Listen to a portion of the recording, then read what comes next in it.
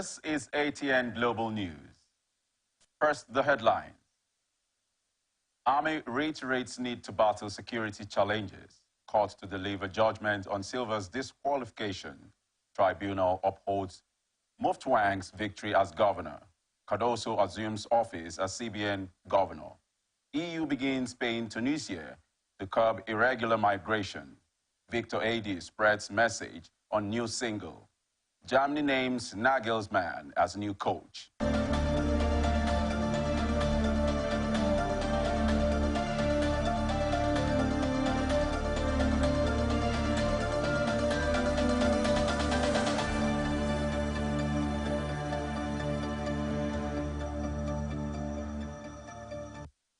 Now the rest of our stories. General Officer Commanding 6th Division Nigerian Army, Port Harcourt, Major General Jamal Abdusalam, has reiterated the need for realistic and battle-focused training to effectively combat the security challenges within the 6th Division area of responsibility. Abdusalam, who is also the Land Component Commander, Joint Task Force, South Operation Delta Safe, disclosing this during the inauguration exercise Shining Star 4 at the 6th Division Training School, Port Harcourt Barracks, Rivers State. The GOC's 6th Division, who was represented by the Chief of Staff, 6th Division, Brigadier General Babatunde Omoprealo, stressed that the concept of the exercise is to provide a common platform for harmonized post-basic training to selected young soldiers after their initial military training at the Port Nigerian Army. In a statement by the Acting Deputy Director of 6th Division Army Public Relations, Major Jonah Danjuma, the GOC said the training is designed to improve the soldiers' knowledge and capability to effectively counter current security challenges in a complex operating environment, particularly within the division area.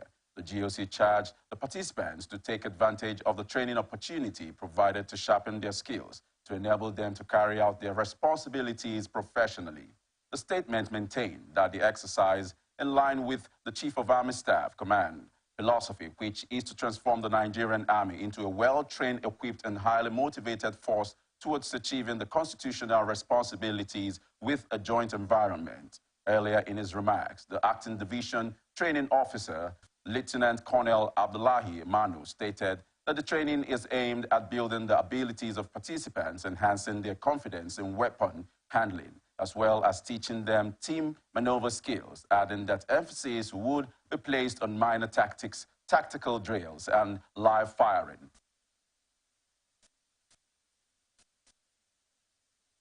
Rivers State House of Assembly has confirmed the loss of one of its members, Dinebari Lulu. Before his demise, Lulu was representing the Kana 2 state constituency in the 10th Assembly of the state. This was revealed by the spokesman for the Assembly, Victor Oko Jumbo, a member representing Boni constituency.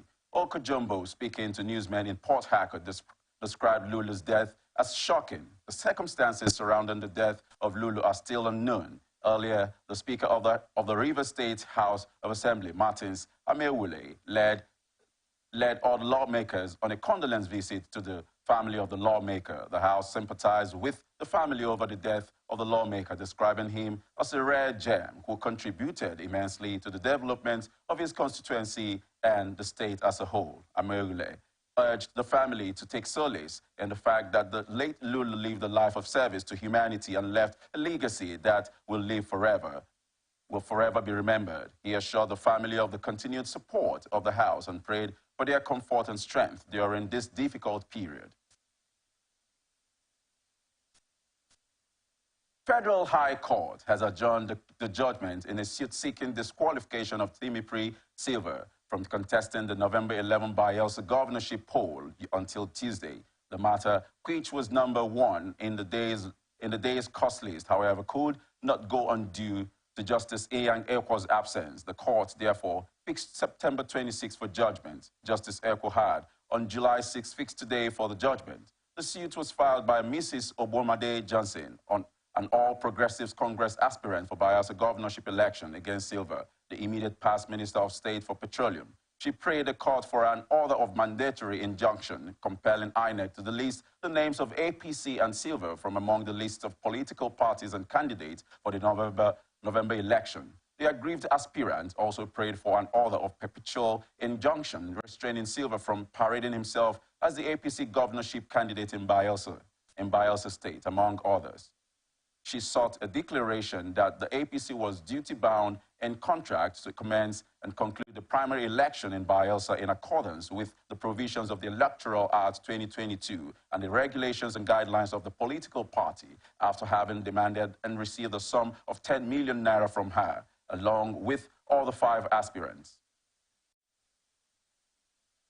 Economic and Financial Crimes Commission has declared 2 siblings from Delta State wanted for alleged fraud of 330 million naira. This was contained in a statement issued by the EFCC spokesperson Wilson Iwujuren, copies of which were made available to journalists in Warri, Delta State on Friday. The anti-graft agency named 55-year-old Faith Onoja and 44-year-old Emmanuel Onoja, both from Ueli South local government area of Delta State, as being declared wanted by the EFCC. According to the commission, Faith's last known address is close to Celestial Church, Ekrove, New Layout, Old Egeni Road, Ohoho, Delta State, while Emmanuel's last known address is number 6, Jamison Street, NPDC, and the Western Estate, Warri, Delta State. The statement urged that anybody with useful information as to their whereabouts should contact the commission in its offices nationwide. Abia State Police Command has confirmed the death of a 65-year-old man, Mr. Chibu Chigozie, in a suspected murder case at Insirimo, Obakala, Umuahia South local government area, saying an autopsy would be conducted. The command made the confirmation in a press release signed by ASP Maureen Choma Chinaka, the police public relations officer for the Commissioner of Police, Abia State. According to the police, some suspects have been arrested in connection with Chigozie's murder, while the case will be transferred to the State Criminal Investigation Department for comprehensive inquiry. The statement described Chigozie's murder as disturbing, adding that his lifeless body has been deposited in the mortuary. At press time, some suspects have been arrested and preliminary investigations are actively ongoing.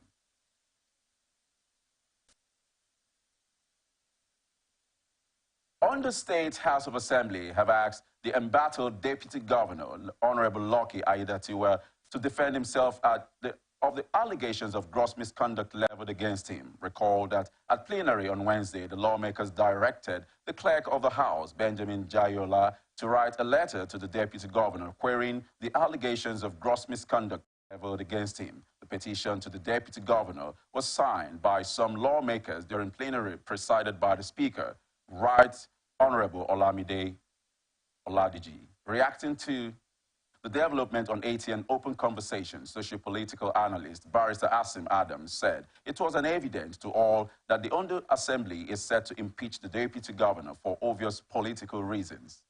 Here are the highlights. Under Section 188, sub 1, to 11, I think that should be the longest section of the Constitution. Section 188, sub 1 to sub 11. Detailed ABC, it is down. It talks about how to remove. They want to remove the deputy governor. They should not beat around the bush. They want to remove the deputy governor. But, they are trying to do that now. You see, like my lecturer once told me that good manners also brings a good insult. I can insult somebody using my good manners. The person will go back home and know that, oh, that man insulted me. Now, what am I trying to say is that under that particular section 188, you find out that it described that there are conditions precedent to be met that you can impeach a particular, governor or the deputy governor. In this case, deputy governor, for gross misconduct. The letter sent to the deputy governor was based on gross misconduct. That is why they sent to him to answer it and give his answer. What they now say, fair hearing. Because a lot of deputy governors, they are very smart. Now, these guys are politically, savvy and very smart also. A lot of governors or deputy governors had challenged, this in court, that when impeachment processes were initiated against them, they were not given that right of fair hearing. So because of that, now they now started this whole process by, writing and serving that letter on the deputy governor for gross misconduct, whatever they listed, and he acknowledged receipt. They now say he has 7 days or thereabout to respond to that particular letter why he should not be impeached. That they will say is fair hearing.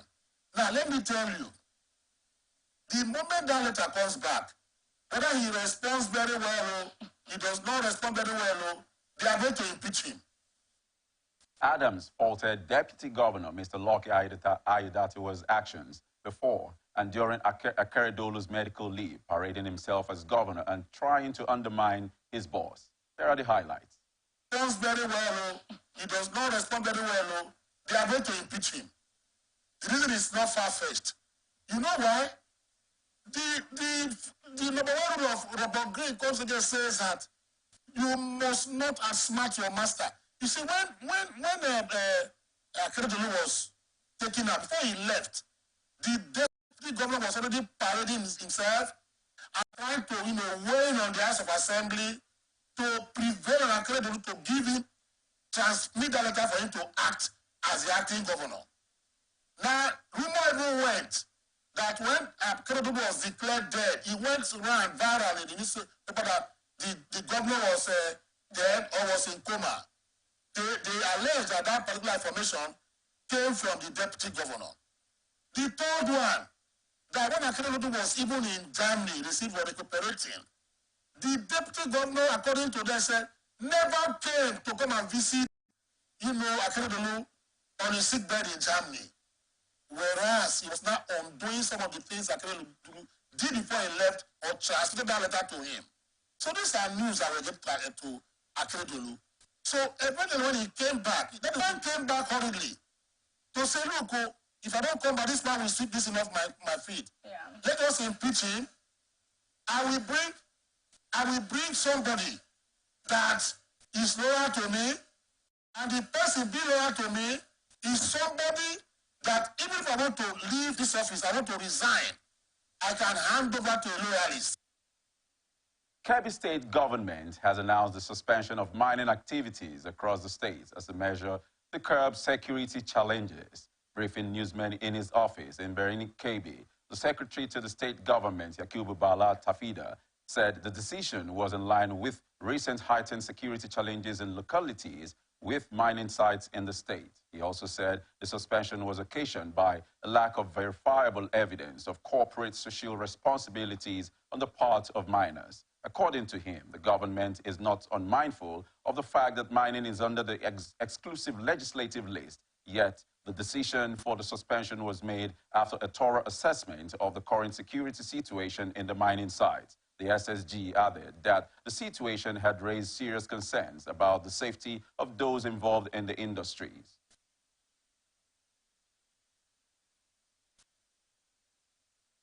Kayama Magistrate Court in Kwara North Senatorial District has sentenced a 24-year-old man, Tashiu Aminu Lulu, to 5 years imprisonment. Magistrate Abubakar Ahmed Boro convicted Tashiu for criminal charm, assault, force, and gross indecency on an 18-year-old girl, Halirat Ismaila, who reportedly committed the act on September 20, 2023 at about 6:25 hours in Woro community of Kayama local government in the state. The convict was arrested by the personnel of the Nigeria Security and Civil Defense Corps, Kayama Division, based on a complaint from one Halirat Ismaila, who accused the suspect of criminal charm, assault, and gross indecency. The state commandant, Umar G.J. Mohammed, ordered a thorough investigation in the matter, and in the course of interrogations, the suspect confessed to the crimes. The matter was handled at the Kayama Division of the Command. The suspect was prosecuted for criminal charm, 217, criminal assault and force,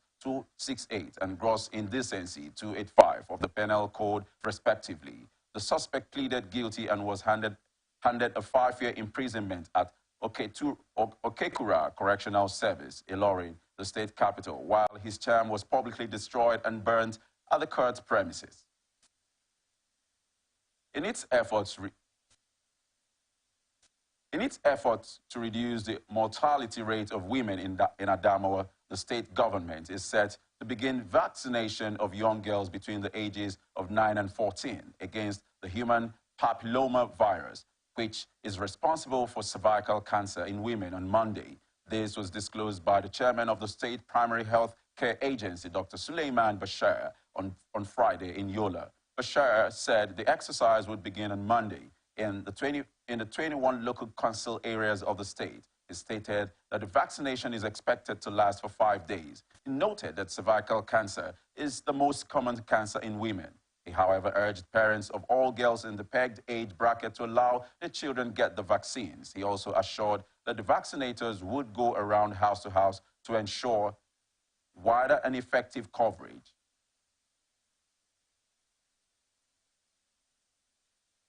Kano State Command of the Nigeria Security and Civil Defense Corps has arrested 2 suspects in connection with an alleged case of robbery, theft, and vandalization of armored cables and 3 driven unit batteries belonging to Kano Electricity Distribution Company. The command also revealed that 3 other suspects are currently at large. This was contained in a statement by the command's public relations officer, DSC Ibrahim Abdullahi, on behalf of the state commandant, Mohammed Falala, a copy of which was made available to newsmen on Friday. According to him, the arrest was made on Thursday by officers of the anti-vandalism unit of the command at the Cape Coast distribution substation situated at Briscoe Independence Road, Nasarawa local government area, Kano.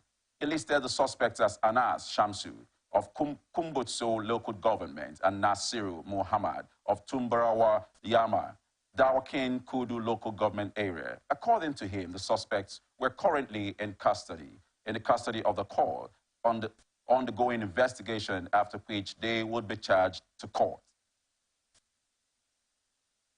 Nigerian army says it has busted a gun manufacturing factory in Kaduna and arrested a suspected gun runner, Napoleon John, following a sting operation to mop up illegal weapons. This was contained in a statement released on Friday on the X account of the force. According to the statement, the discovery of the illegal gun manufacturing factory was successful after a week-long intelligence operation, which led to the arrest of the suspect and recovery of 22 different weapons. The statement also noted that the force troops have been directed to arrest all fleeing members of the syndicate who will be made to face the consequences of their actions, while commending troops for their doggedness and resilience. The GOC commander, OPSH, also vowed to ensure all fleeing syndicate members were arrested and made to face the full wrath of the law. He warned sponsors and perpetrators of criminalities to immediately abandon their evil ways and embrace lawful means of livelihood.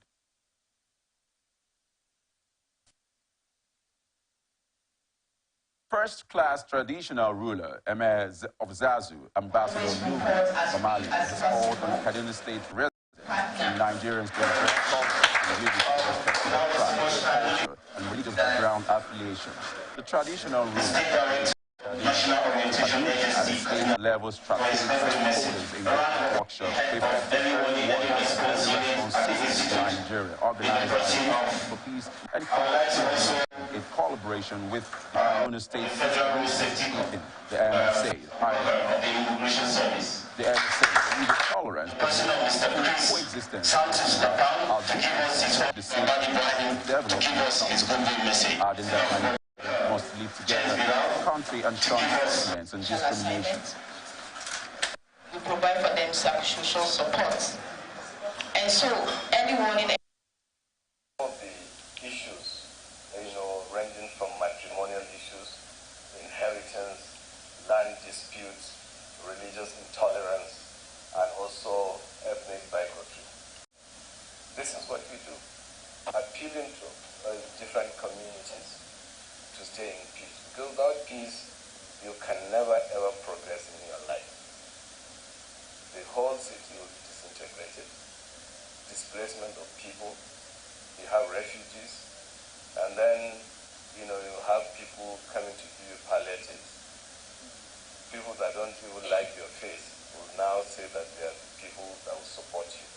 Also, the Director General of IPCR, Dr. Joseph Ochogu, says building a robust conflict early response system is key to mitigating and preventing conflict from becoming violent and catastrophic to human lives and property. Nigeria is faced with numerous security challenges that are thwarting the desired unity and cohesion, stability and peaceful coexistence, and inclusive development necessary for the pursuit of happiness. Violent conflict is strengthening the fabric of our existence and challenging our humanity in so many ways. It has become imperative to invoke every patriotic attempt to insist on conflict prevention and non-violent approach to conflict. There is need to find an effective way of communicating early warning to attract the fastest response in order to prevent conflict from escalating into violence. The Executive Vice Chairman of Kaduna State Peace Commission, Dr. Saleh Momale, says the commission is working with religious traditional leaders and youth groups to ensure religious tolerance prevails in the state by dousing tension through our system. Get a rapid response that will prevent the occurrence of conflicts or some of these violent crimes that we see in the state. Where religion was being used as a divisive factor, we are increasingly witnessing higher level of cooperation between Christians and Muslims, and we are beginning to see higher level of religious tolerance and harmony. So what we are doing is to continue to work with our traditional rulers, our religious leaders, youth groups, women groups, and the media to pass messages that will encourage the people of Kaduna State to embrace plurality and to recognize that religious differences are not basis for hatred, or they are not used as avenues for mobilizing action against one group or the other, but rather to create stronger unity and synergy among the people of the state. Peace Action for Rapid and Transformative Nigeria earlier says the program will create linkages where stakeholders will set agenda and strategies on early warning, urging Nigerians to report conflict in their communities. This report as quick as possible to partner.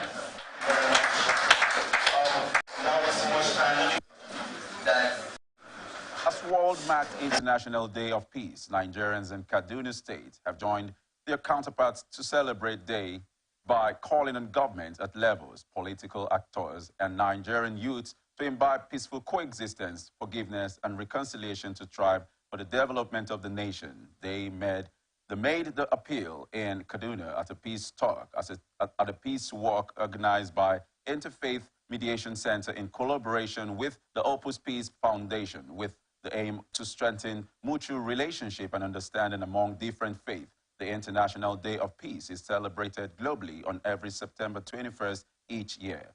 It was established by the United Nations General Assembly in 1981 to promote the ideals of peace and non-violence around the world for all. The theme of 2023 Peace Day is Action for Peace, where voluntary groups, both Christian and Muslims, youths and women, took to the streets of Constitution Road with aim to preach coexistence and harmonious relationship. The co-director of Interfaith Mediation Center Kaduna, Reverend Dr. James Wuye, says religious leaders and youths play a vital role in fostering and sustaining peace with various institutions and communities, which is panacea to development of state and nation. It's been done anywhere in Nigeria that we know, that where Christians and Muslim youth will come together in uniform, those who are the traffic controllers in our places of worship, those who are the ones that control human beings when they come, we say if religious youth organizations like this can come together, we can have peace in Nigeria. Consequently, we can have peace in the whole world. We want this initiative to be escalated all over Nigeria. Young people should take the lead of bringing peace in our community. We are calling on the federal government also to imbibe the culture of forgiveness, reconciliation. If we don't reconcile, we cannot move forward. If we don't live in peace, we cannot move forward. So I call on the federal government, all the political traditional leaders, women, young men, please live in peace. Association of Nigeria Secretary Kaduna State, Reverend Caleb Maiji, says peace brings development to communities, sound society hence for citizens to embrace living with one another irrespective of tribe, religion, cultural differences for the betterment of the country. Here are the highlights.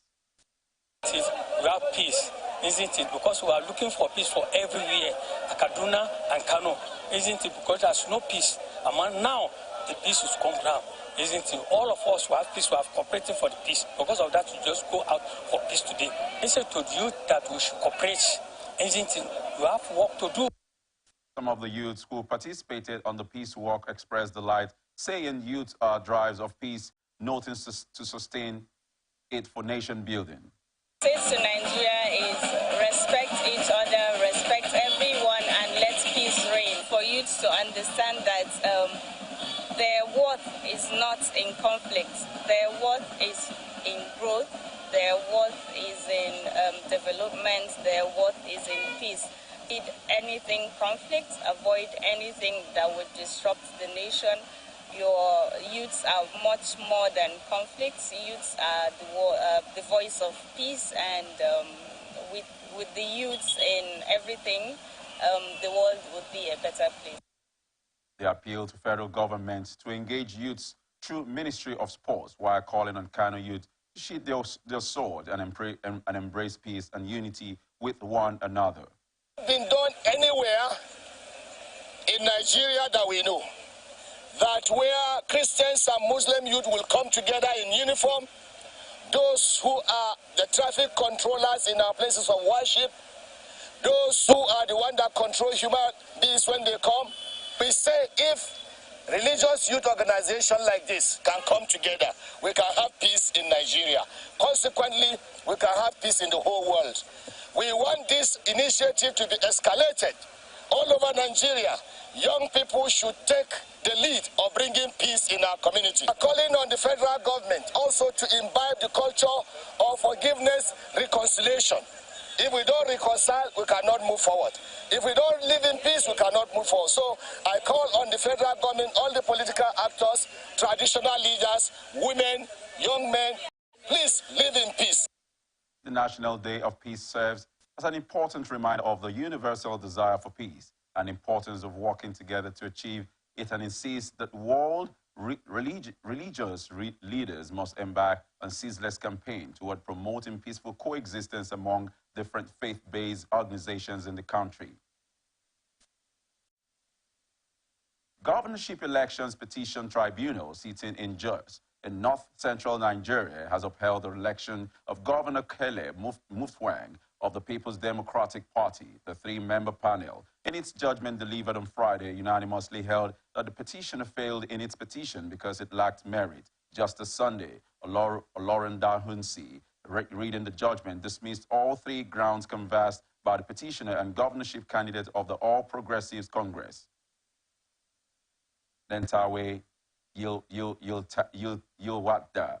On March 20, the INEC returning officer in the state, Prof. Idris Amali, announced Mutfwang as the winner, having scored 525,299 votes, while Yilwada polled 481,370 votes. According to the results, the PDP won in 10 local government areas, including Bankin, Ladi, Basa, Lantang North, Lantang South, Riom, Mikang, Mangu, Jos East, Kan, Pan, and Pokers. On the other hand, the APC had the highest votes in 7 local government areas of Jos East, Kanke, Kanam, Pangshin, Shendam, Wase, and Jos North.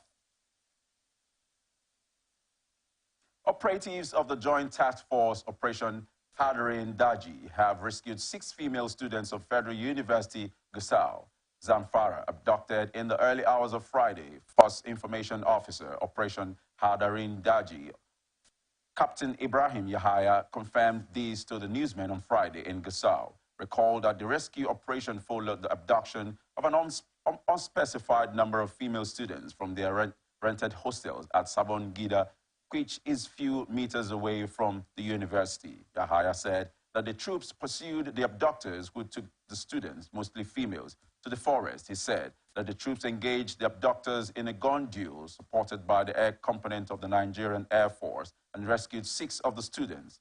Yahaya further stated that several bandits were neutralized during the rescue effort, which he said was still ongoing. Efforts to speak with the school authorities on the incident proved abortive at the institution.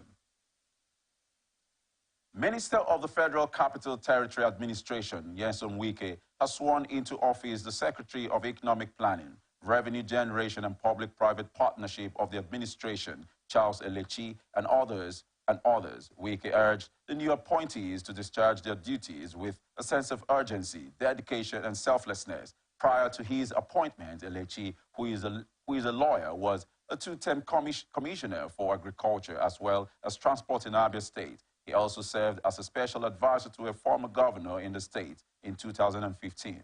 Others inaugurated include Dr. Adedolapo Fasawe, Health and Environmental Services Secretariat, Uboku Inya, Transportation Secretariat, Salman Dako, Legal Services Secretariat, Bitrus Garki, Area Council Services Secretariat, amongst others. The minister appealed to the newly inaugurated secretaries to deploy unwavering diligence and commitment to duty to ensure that President Bola Ahmed Tinubu's accelerated development and transformation agenda of the FCT into a world-class capital territory was achieved. He further called for transparency and accountability in the revenue generation and procurement processes in order to shore up the internally generated revenue status of the FCT, thus blocking all leakages in the system. You are watching the Global News on Atlantic Television Network. We will be back after this break.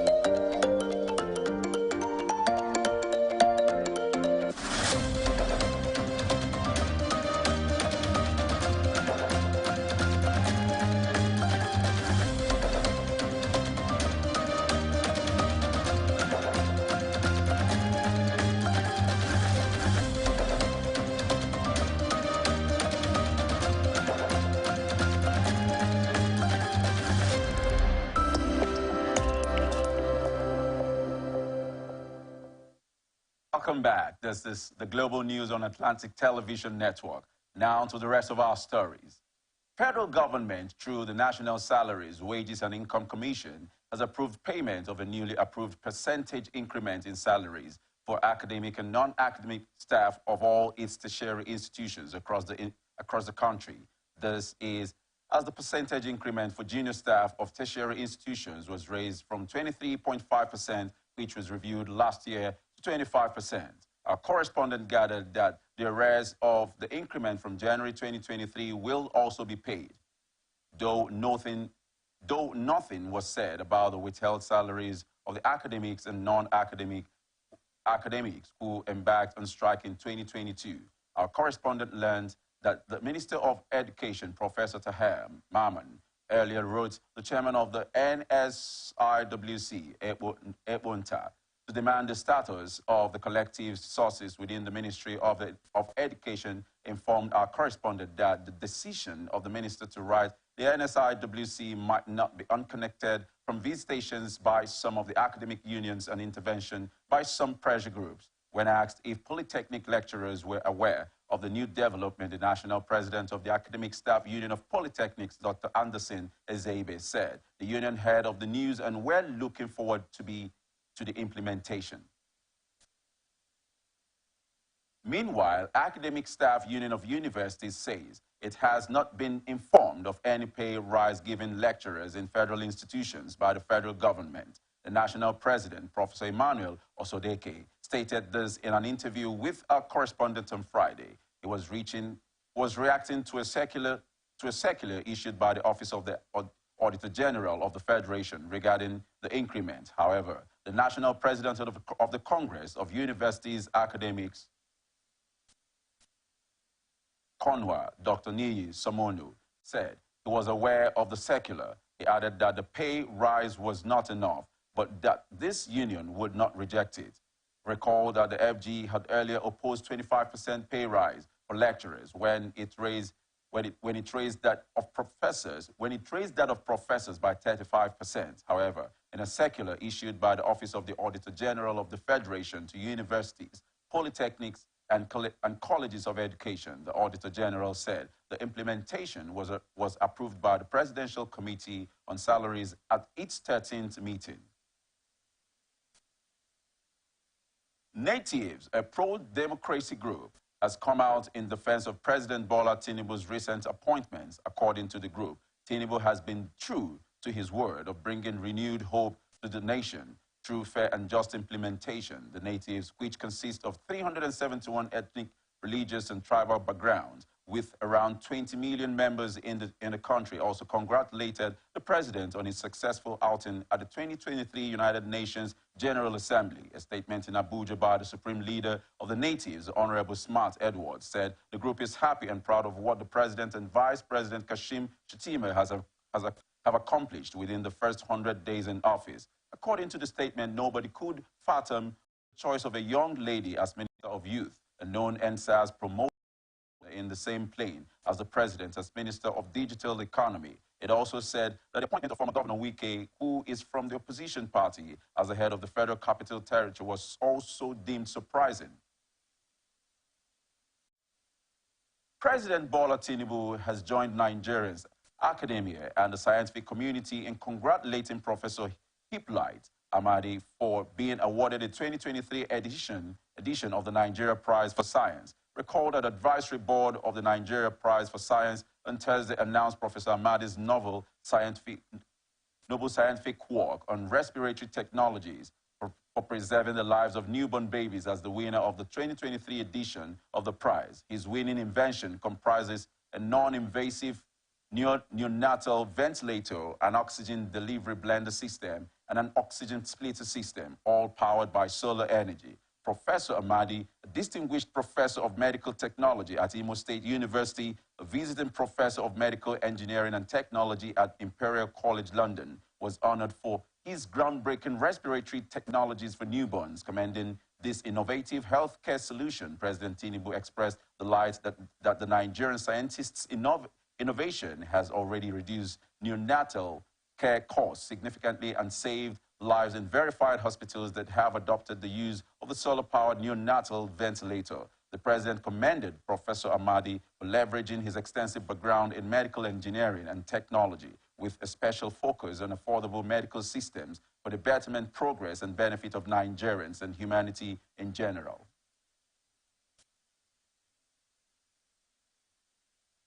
Nigeria Labour Congress has confirmed the release of the 4 leaders of the Nigeria Union Road Transport Workers by the Nigeria Police. NLC President Joe Ajero confirmed in Abuja. Ajero said that the officials were released on Thursday night after staying for more than a month in custody. The released officials were the National President Tajuddin Baruwa, General Secretary Anthony Chukwudi, Olayi Odion, National Trustee and Principal Assistant Secretary Abdul Rasak Yemi. Recalled that the National Executive Council had, during its meeting on August 31, condemned the police action and called for the release of the NURTW leadership. This was part of NLC's demand during the 2-day nationwide warning strike held on September 5 and 6th.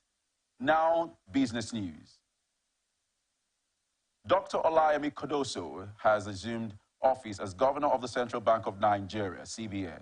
A statement by the Director of Corporate Communication of the Apex Bank, Dr. Isa Abdul Mumin, disclosed this in a statement on Friday. He added that Dr. Cardoso would occupy the office in acting capacity pending the confirmation of his nomination by the National Assembly. The director confirmed the resignation of Mr. Godwin Emefiele as CBN governor. Similarly, the former Shodun Shonubi, who has been acting as CBN governor since the suspension of Emefiele, has also resigned, along with all the deputy governors of the CBN. Nigeria's diesel price increased by 8.5% to 854.32 naira per litre in August 2023 from 786 naira 88 kobo per litre recorded in August 2022. The National Bureau of Statistics disclosed this in its automotive gas oil price watch August 2022 data on Friday. On a month-on-month basis, an increase of 7.53% was recorded from 794.48 naira in July to an average of 854.32 naira in August 2023. Looking at the variations in the state prices, the top 3 states with the highest average price of the product in August 2023 include Abia State, 970 naira, Niger State, 960 naira 14 kobo, and Abuja, 950 naira 22 kobo. Furthermore, the top 3 lowest prices were recorded in Bayelsa State, 700 naira, Katsina, 771 naira 43 kobo, and Kaduna State, 775 naira 42 kobo. Nigerian Midstream and Downstream Petroleum Regulatory Authority says it will sanction fuel stations operators who alter petroleum pumps. Farouk Ahmed, NMDPRA Chief Executive, said this during an interactive session with commissioners of the Revenue Mobilization Allocation Fiscal Commission on Friday in Abuja. Ahmed said that petrol stations caught dispensing fuel with adjusted fuel pumps would face heavy sanction. He said that the sanctions to be meted out include revocation of operating licenses, suspension from operation, or shutdown, depending on the gravity of the offense. According to him, adjustment of fuel pumps by filling station operators is a major concern to the oil regulatory bodies and the federal government.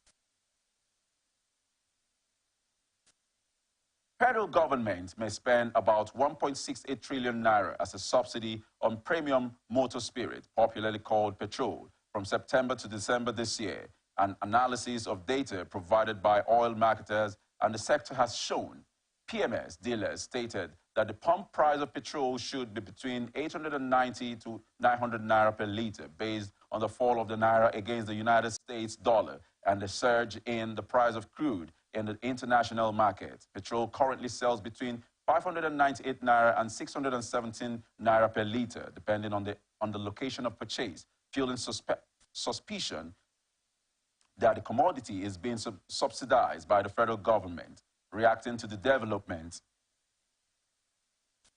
on ATN's Society Watch, public affairs analyst Dr. Godson Kelechi Nwog called on the government to re-strategize its policies to accommodate the common masses in view of the rising foreign exchange, which could further hike pump prices. Here are the highlights. We are aware that there is increase in the foreign exchange, that the naira is 900 plus, about $1,000. We're also aware that the crude oil price is on the rise too. It has been 95, it's now $97 per barrel. And the sale of PMS in Nigeria is being determined by these 2 factors, the forex increase and the crude oil price increase. And I can tell you that it will not speak well of the economy of this country. Because the subsidy issue is a matter that would have been left the way it has been. The subsidy should have continued. Shouldn't have been suspended. shouldn't have been suspended initially. What should have happened is that government should have begun to strategize on ways in order to make this PMS not to be being imported into the country, because we have high volume of crude oil and we have companies that are producing it, exploring it, and we have the knowledge of building modular refinery, which the past administration had earlier championed. Also urged the government to embrace modular refineries to increase the availability of premium motor spirits as it is a determinant factor in commodity costs in the country. Here are the highlights. Government that talks a lot. The people, they talk and talk without a corresponding action. The fuel or PMS is a determining factor. The cost is a determining factor of other commodity costs in the country. And with the suffering all of us are in, I see that there is no positive action toward cushioning and minimizing the effect. Not just the palliative they gave to state, 5 billion. How long would that last? So my own input here is that the government should see how they can, set up modular refinery. I insist, because our 4 refineries in the country have been, unable to work due to corruption. Huge amounts of money have been invested for turnaround maintenance, and at the end of it all, there is no positive reaction to whatever money that has been put. So my own intake, because is that the government should look at the side of setting up these modular refineries. I'm aware that those states have about 2. Some states are beginning to build. Abia State, the governor has mentioned that he wants to build 2. If all the states, the federal government also should get involved. Because what we're saying now is that the reliance on importation of PMS will continue to decline, to reduce our economy, and the suffering will. Nigeria Labour Congress has debunked reports making the rounds that it has embarked on an indefinite nationwide strike. Online reports indicated that the union commenced its planned strike on Friday after its ultimatum to the federal government elapsed on Thursday. Organized labor had threatened to shut down the country's economy to protest against the government's failure to meet its demands. The union is asking the federal government to provide adequate palliatives that would cushion the effects of the removal of fuel subsidy. NLC previously embarked on a 2-day warning strike on September 5 and 6, during which it issued a 14-day ultimatum.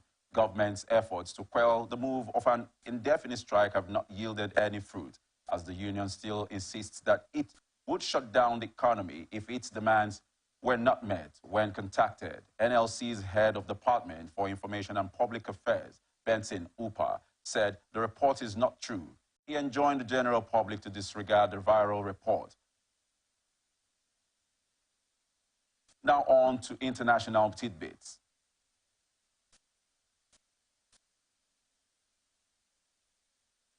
Exiled former Central African Republic President Francois Bozize, who became a rebel leader, has been sentenced in absentia to forced labor for life for conspiracy and rebellion. The 76 years Bozize, who was in exile in Chad until March when he moved to Guinea-Bissau, heads an alliance of rebel groups called the Coalition of Patriots for Change, formed in December 2020.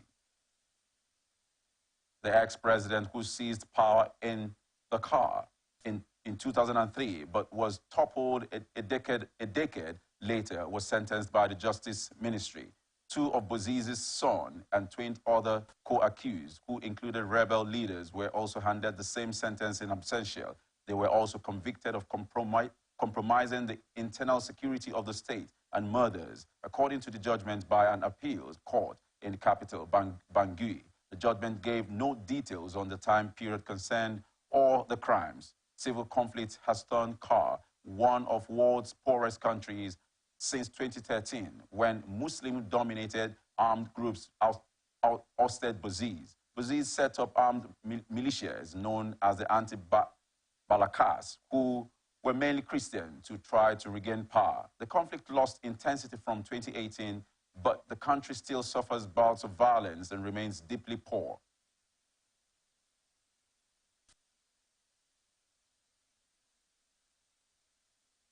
Five suspected Russian spies, Oleg Rusev, Bizer, Zambazov, Katrin Ivanova, Ivan Stoyanov, and Vanya Gabrova, are scheduled to face espionage charges at Westminster Magistrates Court, London, United Kingdom, next Tuesday. The five spies, who are Bulgarian nationals, were accused of conspiring to gather information that would be useful to an enemy between August 2020 and February 2023. They allegedly worked for Russian security services to surveil targets in the UK and the rest of Europe. During a search of properties occupied by the defendants in London and Norfolk, police found fake passports and other phony IDs. Other phony IDs were for Bulgaria, France, Italy, Spain, Croatia, Slovenia, Greece, and the Czech Republic. Investigators believe that Rusev was the alleged leader of the spy ring that made the forgeries himself. The spy ring was uncovered by the Counterterrorism Command of London's Metropolitan Police. Police in the UK previously charged 3 suspected Russian military intelligence officers with an assassination attempt of a double agent and his daughter with the NEV agent Novikov. The Wall Street Journal's Ivan Gerkovich remained detained in Russia on espionage charges. European Union will commence the process of releasing money to Tunisia under a pact designed to stem irregular migration from the country. The European Commission stated this on Friday, saying that the first payment of 127 million euros will be disbursed in the coming days, according to reports. The EU lawmakers, the bloc's ombudsman, and migrant assistance charities have questioned whether the deal with Tunisia meets European rights standards. Under the agreement, a memorandum of understanding signed by Commission Chief Ursula von der Leyen in July, Tunisia will get 105 million euros to curb irregular migration, 150 million euros in budgetary support, and 900 million euros in long-term aid. Tunisia is one of the main launching points for boats carrying migrants trying to cross the Mediterranean for Europe, with most heading for Italy, in particular its island of Lampedusa. The EU deal, strongly supported by Italy's far-right government, aims to bolster Tunisia's coast guard to prevent boats leaving its shore. Some of the money also goes to UN agencies assisting migrants. And now, entertainment news. Victor AD is back with a new single titled MIDF, Na Money Are Defined. The song is a message of hope and strength for those who are battling to make ends meet, reminding them that with faith and determination, they can rise from zero to hero. His new single, MIDF, Na Money Are Defined, aims to offer hope and strength to people who are struggling to make ends meet, letting them know that with God on their side, they can make it from zero to hero. The song reflects on Victor AD's own experiences and the challenges he overcame on his path to success. In this latest release, he blends his journey with the struggles faced by countless Nigerians, delivering a relatable message. Reality TV star Natasha Akide, popularly known as Tacha, has called out to the protesters who lingered after the Mohbad candlelight service, blocking the Lekki toll gate, taking to her Instagram, the media personality criticized the hijackers for allegedly flipping the narrative regarding the dispersal by the police on the night of Thursday, September 21st, 2023, using tear gas. The reality star went on to scold them for diverting the course of the gathering by flocking to the Lekki tollgate after the candlelight service, which did not hold at the tollgate. Thatcher slammed the people responsible for not going straight to their houses after the event ended, noting that she would not accept the half-truth from them. 2023 edition of the Africa Illustrious Award is set to recognize another set of trailblazers across Africa in various walks of life. The recipients are those whose works are moving the communities forward. Some impactful organizations will be honored as well. The event holds on October 13, 2023 at the Lagos Oriental Hotel, Victoria Island, Lagos. In the previous editions, many prominent Africans, including Professor Patrick Lumumba, have been recognized for extraordinary Afrocentric ideas shaping the continent for good. Also, former Nigeria's president, Dr. Goodluck Jonathan, as the peace ambassador of all time, Dr.